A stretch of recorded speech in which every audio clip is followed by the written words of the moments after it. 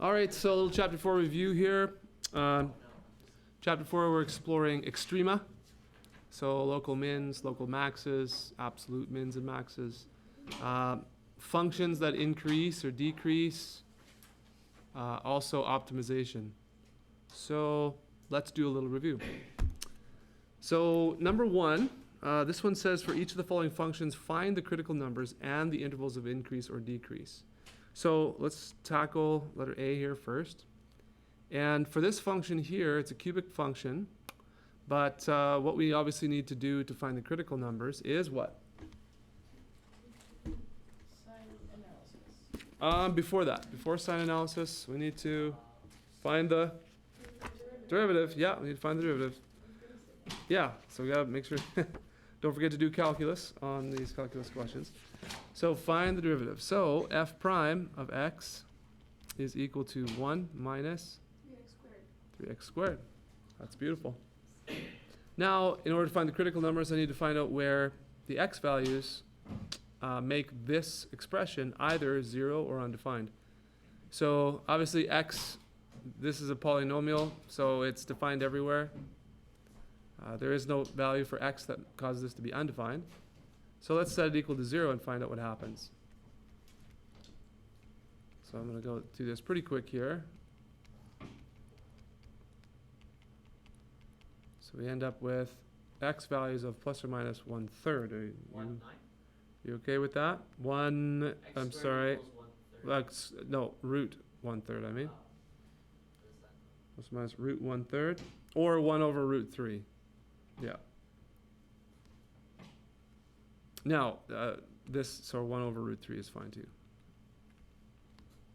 Okay? So if that's the case, then what we'll need to do is we'll need to find out where the derivative is positive or negative, because where the derivative is positive, on increasing, that's on the increasing section of the function, right? Where it's positive, it'll be going up. And it'll be going down when it's negative. So let's put negative 1 over root 3 over here, and positive 1 over root 3 over here. And we'll put our factor, we only have one factor here, so 1 minus 3x squared. Now, we could factor this as a difference of squares, I suppose, but that's not going to help us much. This will be easier, and I'll show you why.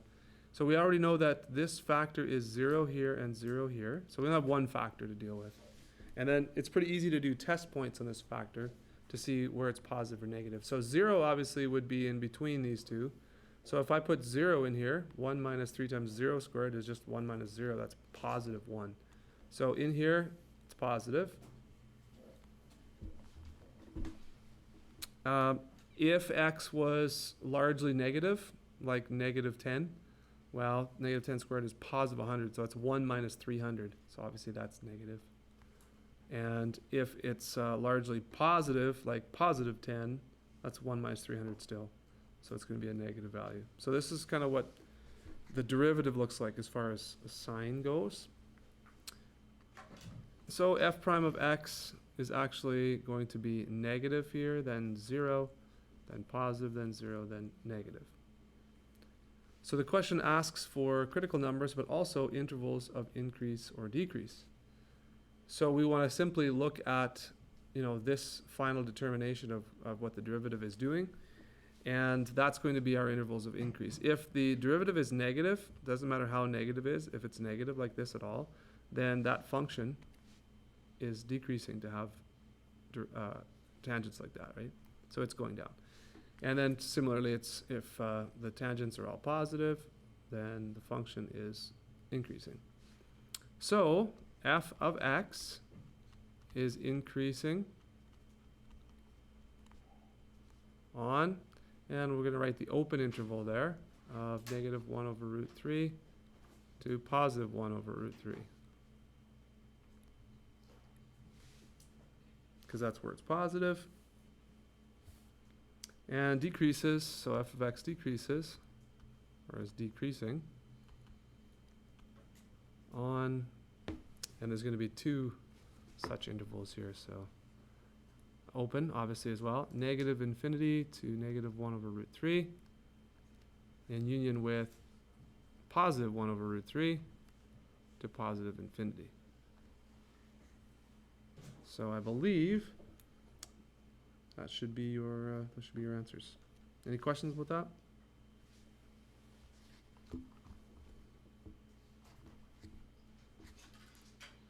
Okay, I'm going to do C with you as well. It's part of your assignment, and I do have it kind of ready down here. So just jot down letter C. All right, so if we do the same thing for this one, it's polynomial. Let's find the derivative first. So f prime of x is going to be 12x cubed minus 24x squared minus 12x. No, nothing I have to worry about. Plus 24, right?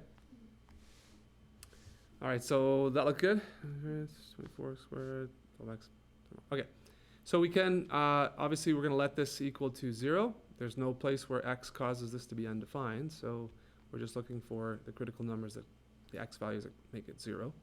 And I can divide a 12 out here pretty quickly, and that would make factoring a bit easier. So I can take a 12 out, and I'll just get rid of it because you can divide out of both sides. Doesn't include the x, so it's not like, we're losing a solution if we divide. You can't divide an x out and just get rid of it. You'd have to factor an x out if you wanted to, but you can divide out a constant, no problem. So this is just x cubed minus 2x squared minus x plus 2. Then I guess that looks like.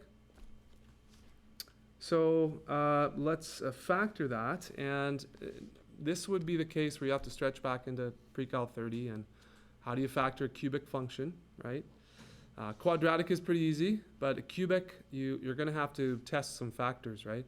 So it could be x plus 1 could be a factor, x minus 1 could be a factor, x plus 2 could be a factor, and x minus 2 could be a factor. Because you want to consider a values here, that's 1, negative 1, 2, and negative 2, that are only factors of this constant. That's your key. So you want to test some of these, and how you test some of those is by plugging, in this case, a is negative 1 into x, or a is positive 1 here, in for x, and then solving. And if this yields a 0, then it is a factor. So let's give that a little bit of a test. I would test this a equals 1. That's pretty easy to do, right? So 1 cubed minus 2 times 1 squared minus 1 plus 2. That's going to be 1 minus 2 minus 1 plus 2. So everything cancels out, and that gives you 0. So this actually is a factor. I'll pause there. You guys remembering back from last class when we studied that? All right. So this shouldn't take you too long, but you will have to run a couple factors maybe. But in there, now that we have that identified, you could go ahead and do some other ones too if you want, or we could do synthetic division, all right, which synthetic division, if it's a really long polynomial like x, degree 4 or 5, you'll have to do synthetic division for sure. But anyways, let me just run that through for you. So we'll put the 1 out front here because that's the a value. And then we'll take a look at this actual thing right here. We'll divide this by x minus 1. So we'll use that a equals 1. And then we need to put the coefficients along the top row of this synthetic division chart here. So it's a 1 for this x cubed, negative 2, negative 1, and 2, right? They're in descending order of the variable. So that's great. I usually put a box under the last one because that's going to be my remainder. And this should be 0 if everything I've done so far is correct. That should be 0. So that's our anticipation there. So synthetic division, we drop the 1. 1 comes down. Then what do we do? Multiply. 1 times 1, and you put it here. And then what do?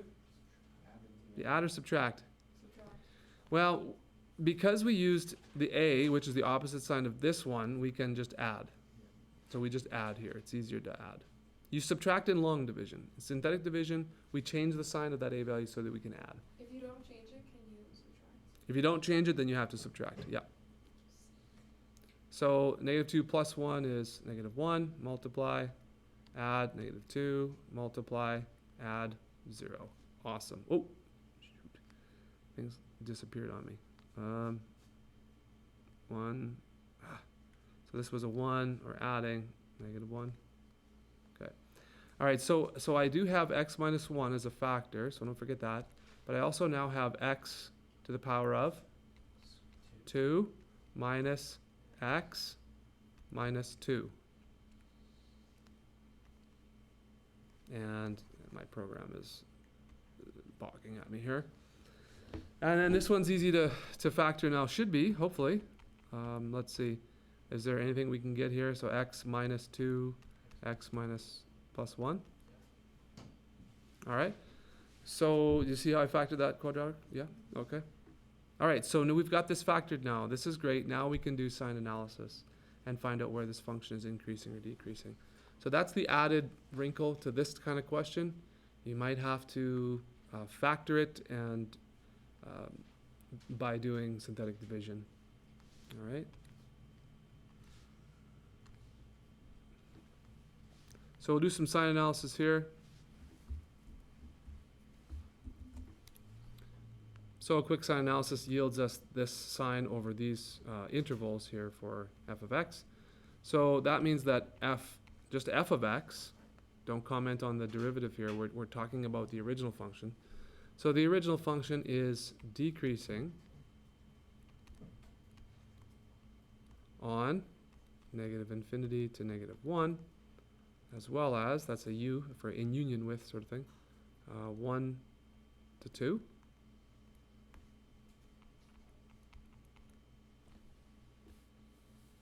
And we also have, it's increasing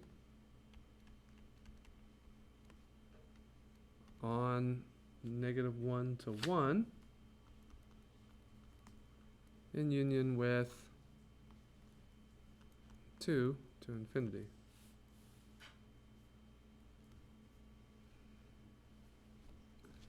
And there would be our solution for C.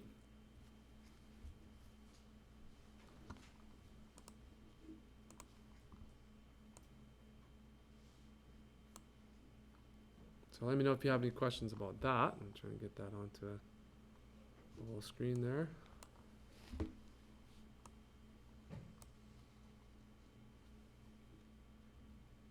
Okay, any questions? Feel confident about that? Yeah. Some shaking of the head. Any questions? No? You feel confident? No? Sorry. It's not funny. Like, you're so lost. That's not you funny. can't even That's not funny, but that is kind of funny though. How are you doing? Do you have any questions? No. So you know what you're doing? No. I feel Yeah. there has been times. Oh, there have been times. Oh, yeah. I remember back in university studying this stuff too. I felt like that too sometimes. No. How you doing? Pre-cal 30. Yeah, not too long ago, hey? We don't talk about pre-cal 30. We don't talk about pre-cal 30? Oh, well, we do lots actually. No, we won't. But we don't want to remember it. Okay. Pre-cal 30 was harder than these things. Yeah, well, I told you pre-cal 30 is Pre-cal 30 was just as hard, if not harder, than calculus. It was harder than calculus. But it depends who you talk to. Well, Some people think it's easier. Calculus, it feels like you are actually using the things from pre-cal 30 to like do something with it. But with Yeah. pre-cal 30, it's like you're doing this, but you're not really sure why. Yeah, okay, yeah, that's true. Calculus, you know why you now did pre-calc 30. Yeah. Connected. And also that's they good. actually like you can actually apply them to real life. Yeah. Yes. Like I Fine. don't feel stupid learning about this. Yeah. Okay. There's no unit circle. Oh yeah, no unit circle. That's the big thing. Yeah, no unit Oh. circle in calculus. Maybe. Yeah. Oh. Don't we do trig? Yeah, we do trig. Yeah. Yeah. So No way. the unit circle will come back, but that's okay. Number 2. Yeah, number 2. Okay, find the absolute maximum value and absolute minimum. So we need to find critical numbers. We need to find where we have local max and mins. And also because we have endpoints, right, for each one, we also need to check the endpoints to see what those actual values are, because those won't show up as critical numbers, right? So again, if we had a function that looks something like this, and that's an endpoint and that's an endpoint, then I have an absolute min and an absolute max here. But I will have a local max and a local min and maybe a local max here. And if this graph were to extend like this, let's say, that's really wacko, but here's the absolute max, and it happens at a critical number and not at a endpoint. All right, so on that note, let's get into A here. So I do need to find the derivative. So that's awesome. Okay, shout it out. What's the derivative of the first term here? 8x, very good. plus 12, and then minus 0, so we're done. Hey, that's awesome. This one looks really easy. So I let this equal to 0 to find my critical numbers. There's no x values that cause this to be undefined, so we're just looking for the 0 ones, right? You can divide everything by 4 if you want. It doesn't matter to me. It doesn't really have to be. So this is what I get over 8. So x simplifies to, what's that? Negative 3 over 2? Negative 3 over 2. Okay. So we have just one critical number. I'd like to know if that critical number is a local max or min. Okay, we should figure that out. Oh, we don't have to actually. It doesn't. For this question, you wouldn't have to do this. All you have to do now is do f of negative 3 over 2 and f of negative 2 and f of 1. Pick the largest, smallest values of those. Done. So you don't actually. This question is not asking you about where are the local max and mins. You see that? But this would be pretty easy to check. So I think there'll be other questions, local max and mins, intervals, local, yeah. So we'll do it for this next one. Let's just stick to this question then, okay? We don't have to do sign analysis. You don't have to even test. You could test values pretty quickly, but don't worry about it. So I want to test now f of negative 2, because that's an endpoint, f of negative 3 over 2, because that's a critical number, and f of positive 1, because that's an endpoint. All right. Now remember, this is f of, not derivative. Don't plug your x values into the derivative. We don't care about the slope of the tangent lines, right? That doesn't help us with anything for local max and mins. We're talking about actual values for the functions. So negative 2, so what's that going to be? That's going to be 4 times 4 is 16 minus 24 is going to be negative 8, I think. I should have the answers here somewhere, don't I? F of, wait, what? 2, what does it say? Negative 15. Did I do that wrong?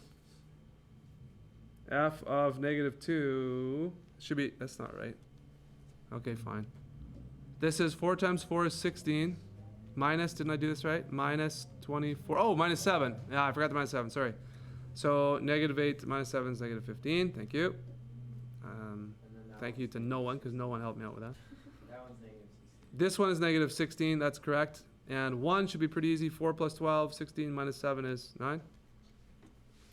Okay, so absolute max, f of 1 equals 9, right? Because that's the largest number that I got here. Absolute min is f of what? Right, equals negative 16.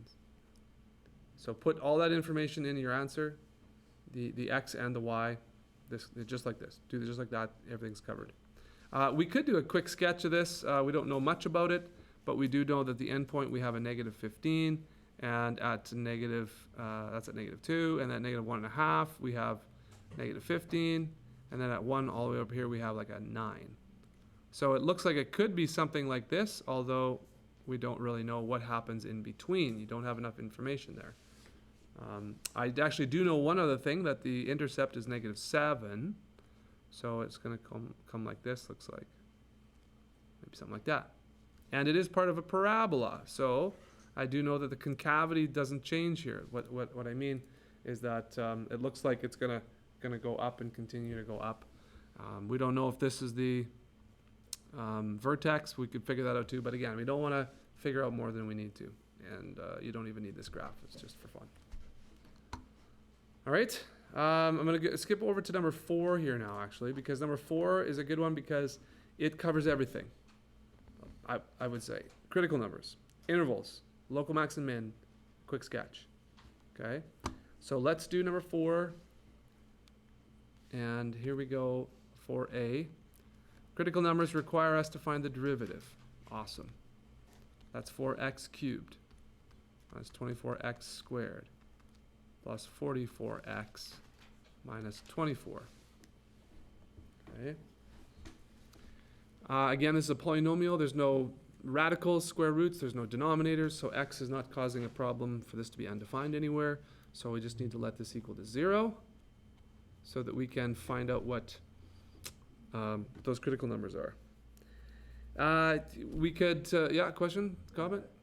Sorry, would it ever, you can't let it equal 0? Sorry. Well, to find the critical numbers, remember, critical numbers are those x values that cause either the derivative to be undefined, or that cause the derivative to equal 0. So in order to find critical numbers, you have to test both of these. As I mentioned, there's no root signs, so x is not going to cause anything to be negative underneath the root sign, which would cause it to be undefined. There's no denominators, so x isn't in a denominator. That would be a critical number, where x could cause that denominator to be 0. So there's neither of those, so now we just let it equal 0, and then try and solve. So in this case, we're going to have to factor. Can we divide everything by 4, looks like? I could probably skinny this down a bit, right? 4, anything else? Is that the largest? Yeah, 4. So this would be just x cubed. This would be minus 6x squared plus 11x, right? Minus 6. Okay. Awesome. Okay, so I'm going to focus on this constant now to run a few numbers here. So x plus 1 is easy one, x minus 1 is easy one. We could do x minus 2 and x plus 2 and 3 and 6 as well. So let's see if we can get one of these to work. And to work, I mean, let's plug in the a value. So x equals -1, or x equals +1, or x equals +2, or -2. So let's plug these in and see if we can get a 0. Always nice and easy to start with 1. May as well. It's a very common factor. So let's try 1. So that's going to be 1 minus 6 plus 11 minus 6. Does that get us 0? Doesn't look like it. Okay. What about, or did it? 0. Did it? 1 minus 6. There's 2 6s, 12. Oh yeah, plus 11 minus 6. Is that what I wrote down? Yeah, you just crossed out the -6 and the -6. Oh yeah, that's all I did. Okay, so that's -12, and this is. Oh yeah, I think. Oh yeah, I think I was thinking one of these was positive. Sorry. Yeah, it's negative. I thought the 6's cancel each other out, and then we ended up with 12. But yeah, it's 12 and -12. So there we go. Awesome. Good job. Thanks for helping me out on that one at least. Okay. So that's great. X. See, I knew that one was a common one. Okay. So let's do one out here. Let's do a quick synthetic division because it's fun. 1, -6, 11, and then -6, right? 3, 2, 1, 0. Good. Our remainder is going to go there. That should be 0 if we're doing everything right. All right, synthetic. Here we go. Drop the 1. Multiply. 1. Add. -5. Multiply. -5. Add. 6. Multiply. +6. Add. 0. Beauty. Oh, by the way, if you made a mistake like I did there and added incorrectly, you just tried another one, you're going to run into another one that works too, you know, right, because it's cubed. So, but yeah. So we have x minus 1, and then we have x squared minus 5x plus 6. And that one we can factor as well pretty easy just by sight here now, looks like. 3 and 2. X minus 3, x minus 2. Excellent. Okay, so we got that factored. Now what do we do? Ah, right. We gotta let that equal 0, right? Oh, but then Which means that x is gonna equal, yeah, we'll do sign analysis here. So if I put x minus 1 here, x minus 3 here, x minus 2 here. They're all minuses, hey? Yeah. Okay. So then I've got a 0 at, basically at 1. Over here at +3, and then at 2. No, it's 2 before the 1. You doing okay so far here? She just forgot how to count first. Just forgot how to count? Okay, that's the problem. All right, negative, positive, negative, positive, negative, positive. Now you can test some numbers. As long as this x is positive, right, you know that it's going to be negative to the left of the 0 and positive to the right. If x was negative, it would be flipped. So, okay.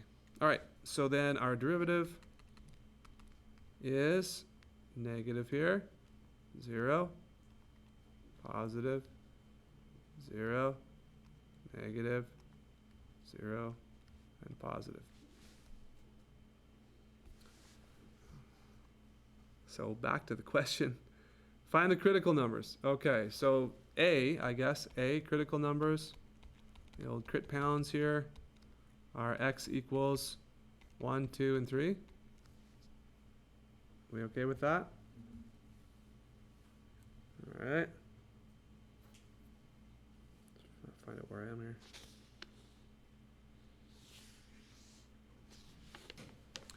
All right.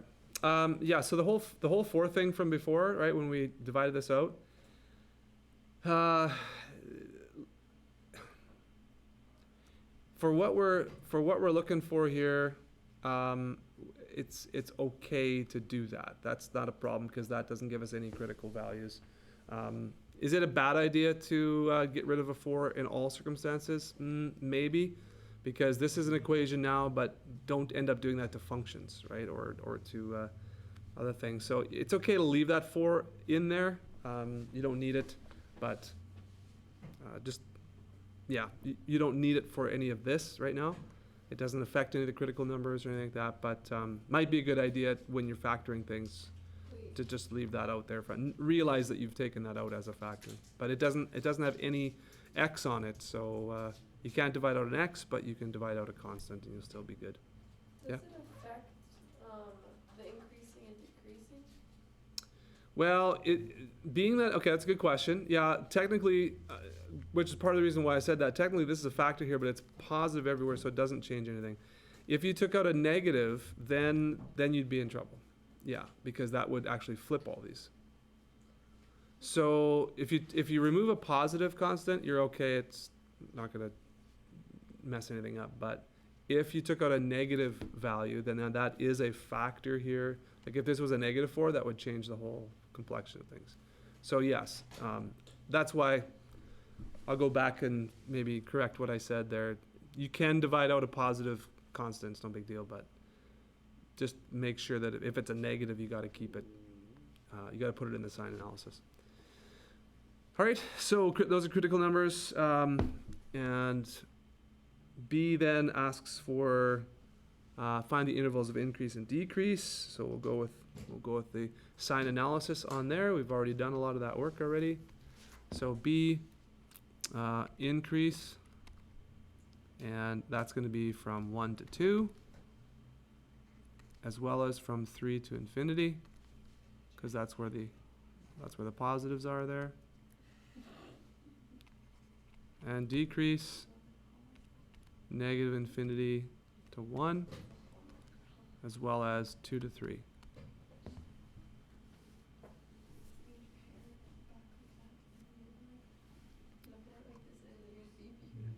You guys okay so far? Everybody's falling asleep, but we're okay? I know it's a warm Friday afternoon here. Huh?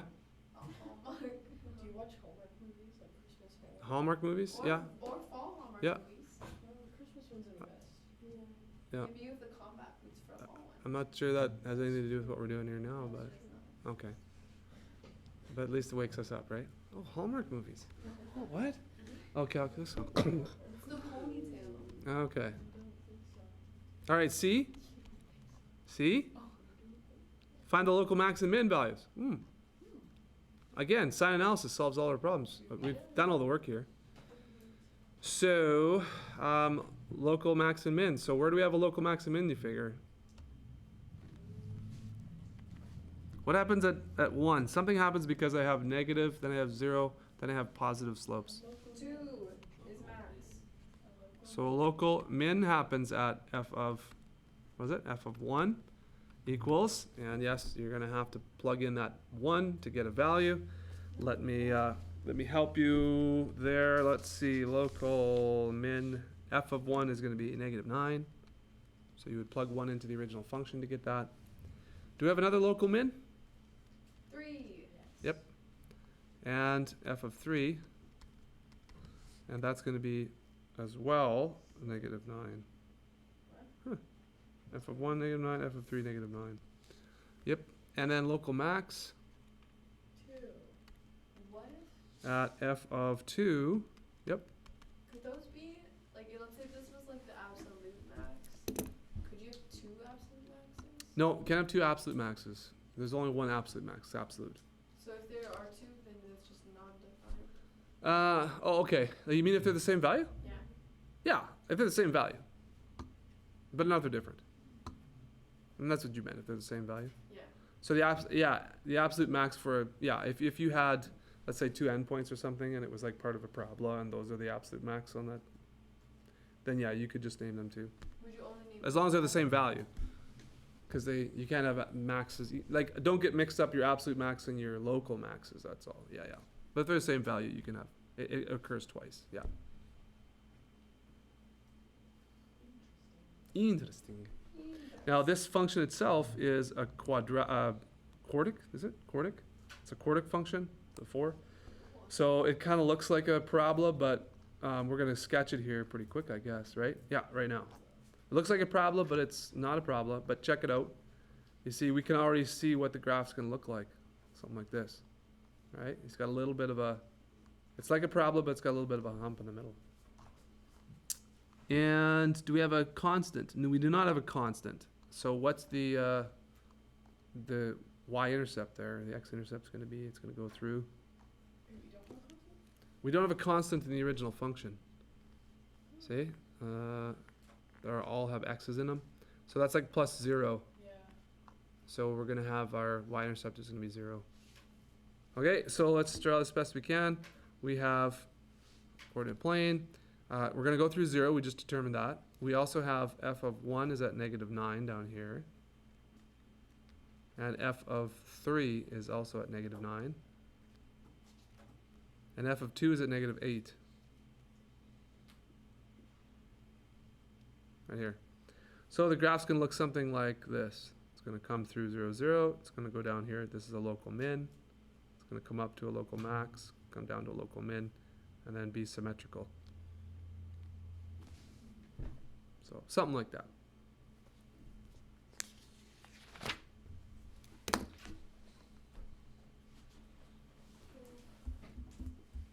Okay, here's the last question I'll do with you today. It's number 6 in your review assignment. It's similar to a question on your optimization handout assignment, I believe, for some of you. So a printed page is to contain 60 centimeters squared of printed material. So that would be highlighted in red here, it looks like. With clear margins of 5 centimeters on each side and 3 centimeters at the top and bottom. Find the minimum total area of the page. So the total area of the page would be, the area of this whole thing. So this dimension times this dimension. So I'm going to write that out here. The area that we're trying to minimize is going to be, well, I've already set x and y here. You notice this? I've already set x and y as dimensions here. So I'm going to leave that area for a second. I'm going to show you this. X and y. Question? Oh, no? Okay. So x and y here. The reason why I didn't put x out here and y out here, you could have. You totally could have. It's totally fine. The reason why I do this is because I like adding things to x instead of dealing with negatives. Because look at this. If this is x, then this right here would be x minus 10, right? Instead of just letting it be y or x. So I kind of like to go with adding. If this is x, then that means that this larger part is x plus 6. And see that? We have x here, this length, and then plus 3 and plus 3. That's what this is. So it's x plus 6.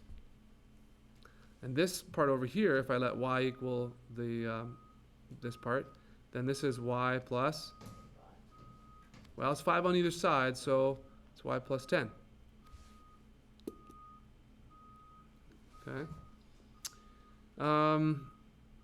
Now it just says find the minimum total area of the page. So if you did this as x here and y over here, I wouldn't blame you at all, because x times y, that's just what we're trying to find, to minimize that whole area. But like I said again, this is just a hint, and again, from doing this for many years, it's easier to add and to deal with adding than it is subtracting. Those negatives just get pesky and they just mess you up sometimes. So I would say this, that the constraint here, the printed part of the page has to be 60. So then now x, y equals 60. See that? And y is 60 over x in this case. Okay. That's great. Why do we need to know that? Because the area here now that we're trying to minimize is x plus 6 times y plus 10. And if I want to make this area in terms of just one variable, make it a function of x. That means I have to replace y. And just tell me to stop or slow down if I'm going too fast or if you're missing something here. But I'll just kind of keep going until I hear otherwise. You guys good with that so far?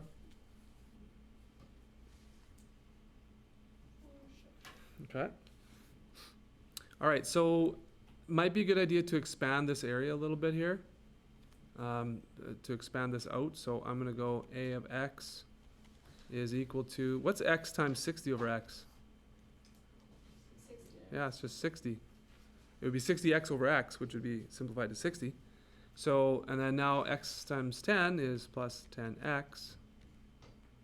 This one here now, 6 times 60 over x is plus 360 over x, and then plus 60. And I don't like the fact that I started writing on the left side of this diagram because I'm running out of room. So I'm probably going to flip over to the other side. I just don't like writing there. I'm going to go over here. Oops. What did I miss? Part of the A. Oh, That's so sad. Okay. There we go. I'll move over as much as I can. All right, here we go. Okay, good with me so far? Now, let's gather some like terms. So one more step of simplification before I take the derivative. I'm going to go, this is 120 plus 10x plus 360 over x. Probably didn't need to do that because the derivative of constants are just 0 anyways. However, it's a habit of mine to simplify things when I can. So the derivative now, that's going to be 0 for the 120. We got 10, comes from the 10x. And then, again, however you like to see this, that's an x to the negative 1 there, if you'd like to do that. So that's a minus 360 over x squared, because that's going to be x to the negative 2.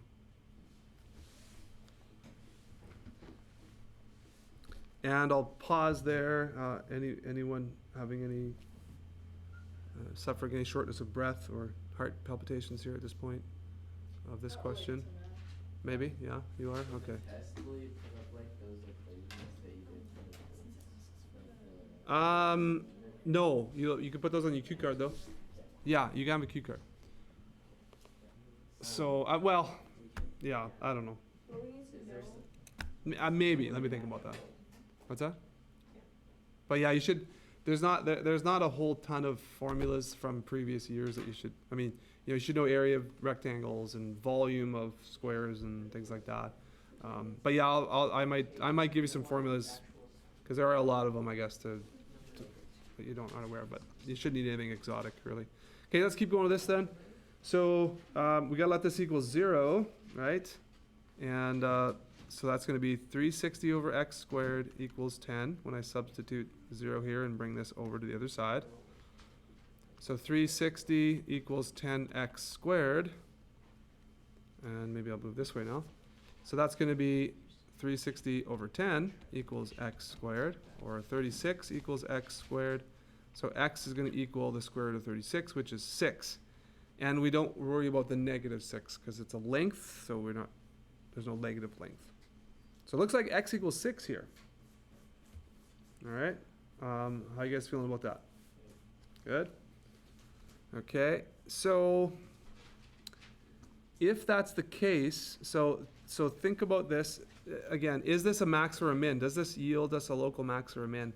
Well, the question's asking for minimum total area. So with these questions, this number is going to give you what they're looking for. But if the question asks you, say, like, will your critical value yield you a maximum or a minimum area of the page? Oh, okay. Well, you better know how to check. So it'd be a good idea to at least do maybe a little bit of mental math even, just to see what happens, right? If x is greater than 6, what happens to that derivative? Because right now when it's 6, it's 0. So if x was greater than 6, so this would be 360 divided by, let's say it's 10, 360 divided by 100 makes that 3.6. So it's positive on the right? It's 0 here, it's positive over there. And then if x was just 1, that's 10 minus 360. So that's going to be very negative. So at 6, we have a local what? Min.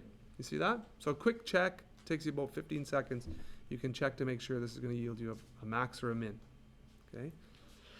So if that's the case, now I look back to how I set up my variables, because you could set up your variables a lot of different ways, right? But I am now getting the length right here, this length right here. That's going to be 6 for me, because that's the way I've set up my problem. So what am I looking for? I'm looking for the total area. Yes? But I thought you already added like the numbers to x. So wouldn't it be the outside x? No.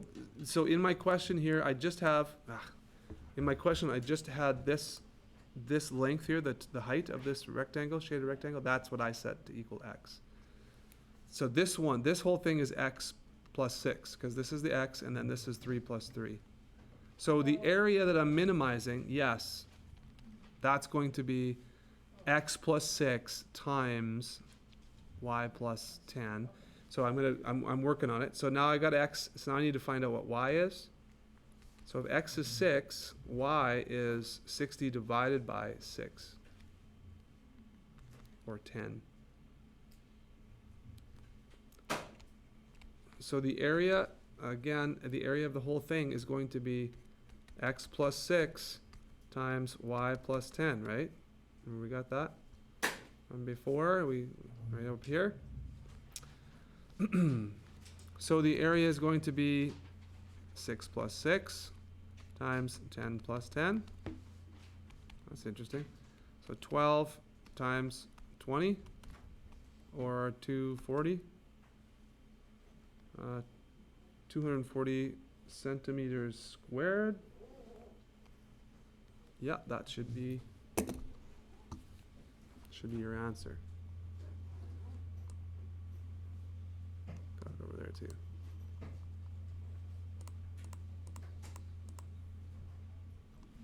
Okay. I know that's really small now, but that's the whole problem all in one screen there. Okay.